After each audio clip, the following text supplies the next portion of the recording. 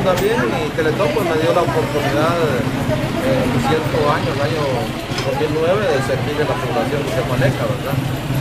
Esos son compromisos morales que uno tiene directamente con las personas minusválidas, ¿verdad? O como se dice ahora, las personas con diferencias. Con esto quiero decir pues, de que es una oportunidad que le dan a uno. Lamentablemente a veces uno adquiere otros compromisos, ¿verdad? Y yo sí lamento pues ya no continuar en esta actividad, que es bastante bonita. La semana pasada pues entregué a un nuevo comité, ¿verdad? Ojalá pues que este nuevo comité pues también trabaje con el mismo ímpetu y la misma gana de hacer bien las cosas por el bien de los más necesitados, ¿verdad?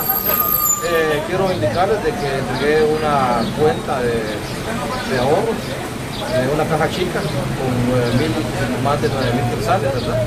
En donde incluye el pago de un torete que vendimos, porque como las personas que participaron en la rifa no se hicieron, no fueron a cobrar o a pedir el premio, entonces la ley nos amparó para que nosotros tomáramos ese dinero para otras actividades. Entonces entregamos un cheque por 1.500 quetzales a Fundavien para que ellos pues hagan uso de esos fondos, ¿verdad?